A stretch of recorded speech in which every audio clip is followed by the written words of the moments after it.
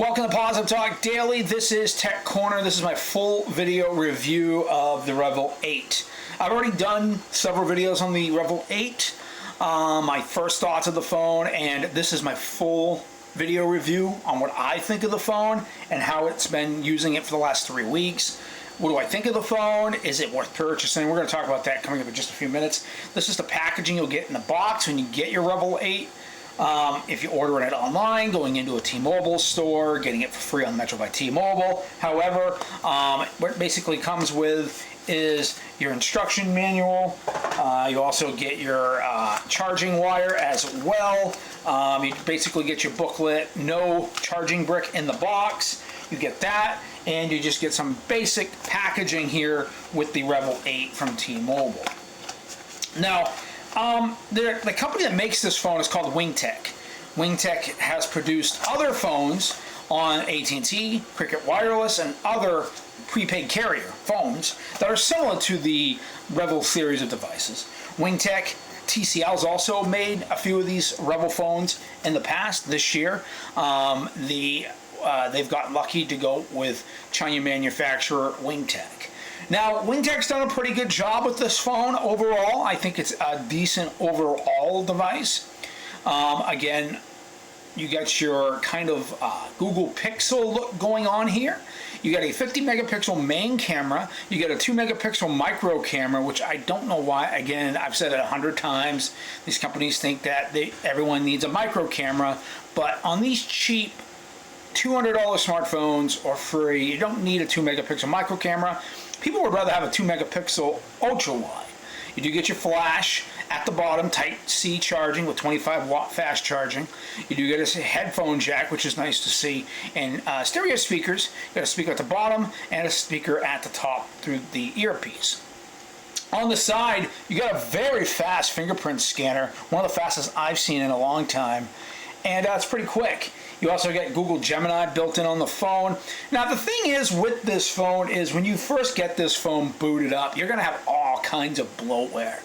And a lot of these prepaid carriers throw on games you don't need on the phone. Once you click on the agreement, when you first turn on the phone, go through the booting up process, and you're getting this phone for the first time, you're going to run into all kinds of games you're not going to use on the phone. But a lot of the things can be uninstalled, which is good to see. Overall, once you get everything uninstalled, everything's pretty bare bones overall. You can run pretty much everything you need on here. This is running the Snapdragon 6 Gen 3 chipset. Last year's model had the Snapdragon 6 Gen 3, the Snapdragon 6 Gen 1 chipset, which is a 2.4 gigahertz chipset. This year it's still a 2.5 gigahertz, I believe. And you're getting a decent overall package here. I think overall you're getting a 1080p screen. It's an IPS panel, but it's okay. Sometimes the viewing angles can be kind of, you can see a lot of blacks when you turn the screen, so it's not the brightest. It's not the brightest 1080p screen or IPS panel I've ever seen. The brightness gets up to supposedly 800 nits of brightness, but last year's revvl 7 Pro claimed to have a OLED panel, but a lot of people disagree with that, or a very low-end,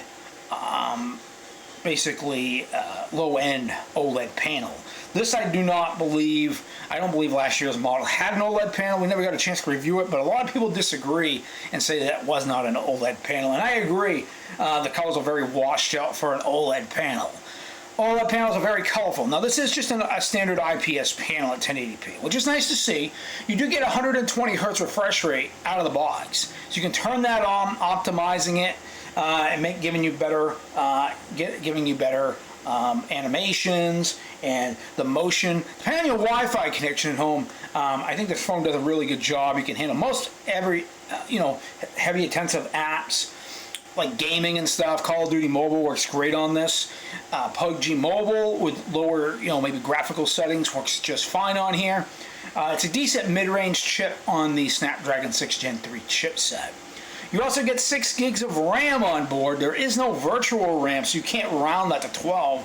It's just the standard 6 gigs of RAM. You do get 128 gigs of storage on here. Probably 10% of that, 15% of that is eaten up by Android 15. Now, T-Mobile does state that you will get maybe 3 years of security updates. But as far as these types of phones go, as I've said about AT&T prepaid phones that are similar to this, they're just branded with AT&T's branding instead of T-Mobile. I think which are made through WingTech as well. Those phones don't even get, they only get 1 year of software updates. Now I know that doesn't mean anything.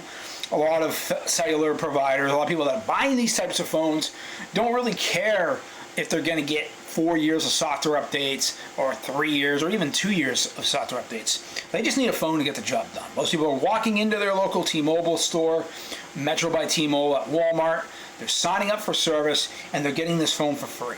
And that's what's good about it. Now, again, getting into some of the negatives of the phone over the last 3 weeks of using this phone, now nobody's going to really care. The bezels. The bezels are very large on this phone. The bezels go all the way around the phone, and that's how you know this is a inexpensive budget smartphone or handset. So you may be getting a mid-range chipset, but you're getting the notch and much more. Overall, though, I mean, if you can look past the notch, I mean, Samsung's still doing this with their A series of phones. Overall, the phone does what it's supposed to do. You can text message, make phone calls, take photos. The cameras are doable overall. The 50 megapixel camera does take decent photos. The fact you get Google Gemini on here, Google Assistants. You have some AI functionalities as well. You can download ChatGPT. So this phone is just as good as, say, a Pixel phone or any of the Motorola devices and stuff like that. Now the chipset that's found in this phone is the same chipset that's found in the Samsung Galaxy A36 5G that came out this year.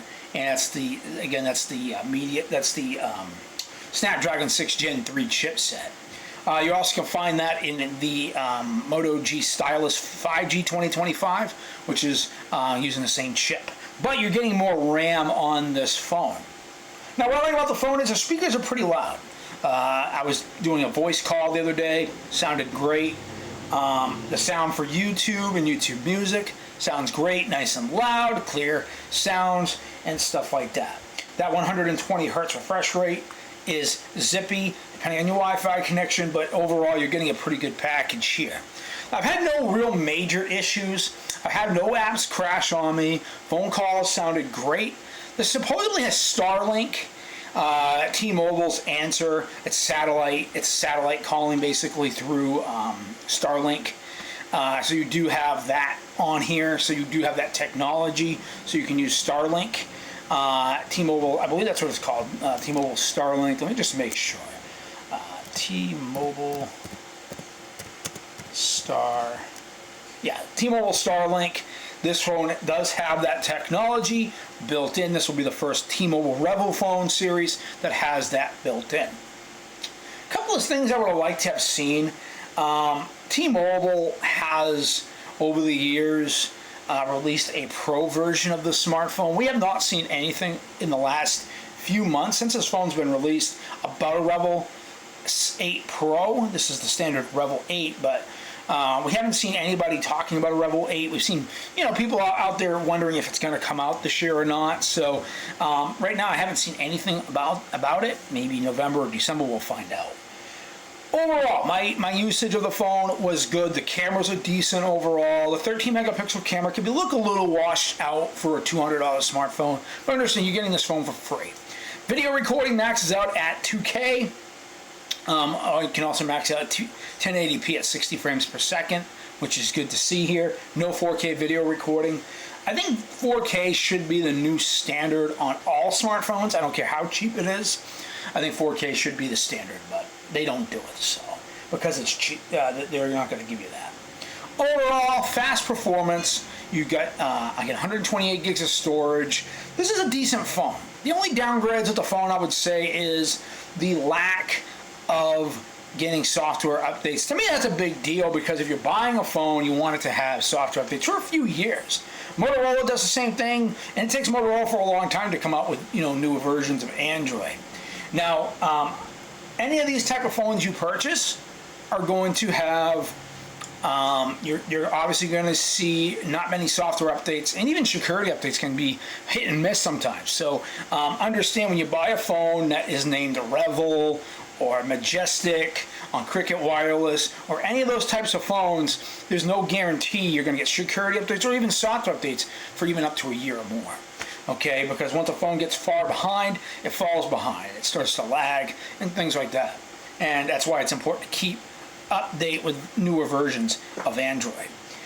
Most people who are buying this phone, I will be honest with you, there are better options on the market. Samsung Galaxy A17 coming out very soon. You've got the you've got plenty of the Motorola devices, which will get 2 or 3 years of security updates and software updates now, and even some of the older Pixel phones. Personally, I would stay away from this phone, even though you can get it for free. If you go to Metro by T-Mobile's website, you can get a lot of the Motorola phones right now. All you really have to do is open a new line of service. You may have to pay for the the largest plan, which is like $65 or $65 or $50 with the unlimited plans. But a lot of times you can get those Motorola phones for free, or even some of the Samsung Galaxy A16, which I still think is a better phone than this one. On that, you're getting an OLED display, you're getting NFC and everything you need in a phone. Even with the Motorola phones, at the Moto G Stylus 2025, you're getting wireless charging and things that are actually better than this phone. You are getting a really good chipset, but there are better phones on the market. And that's what I'm trying to tell people. I don't think this phone, if you have a chance to get a free phone out of all these carriers on Metro by T-Mobile, if you have a choice and you're opening a new line of service, the Samsung phones are guaranteeing you almost 6 years of software updates. Motorola is claiming maybe 3 years now. So there are a lot better. Every year they're coming out with a new revvl device, and they don't keep up. They never keep up with the software. So that's the issue with these types of phones. Overall, the phone works great, but there are better phones on the market. Just claiming that. Thanks for watching Mr. Positive Live. This gets a no on offering this phone to people. Now, if you're getting it for free, it's fine. Overall, I like the phone. I think it performs well, but here's the thing. You're getting a very underpowered screen here. It is okay, but it's not very. The viewing angles are kind of poor. The cameras aren't the greatest. They could be better. There are better options on the market. Yes, you're getting a good chipset. Yes, you're getting a mid-range chipset. Yes, you're getting a fast phone, but it's going to get dated fast. And when you can't get those software updates, go with a carrier like Samsung, who you know is going to give you decent updates and software updates and security updates, in Motorola, which is giving you a hell of a bang for your buck. For free, you can get a phone that has wireless charging, fast charging up to 48 watts, all kinds of stuff. This here, you're just kind of getting the bare bones experience. You're getting a good chipset, no water splash proof or nothing. It's not a good phone. I mean, overall, it runs good, performs well, but there are better phones on the market. This does not get a pass. Thanks for watching Mr. Positive.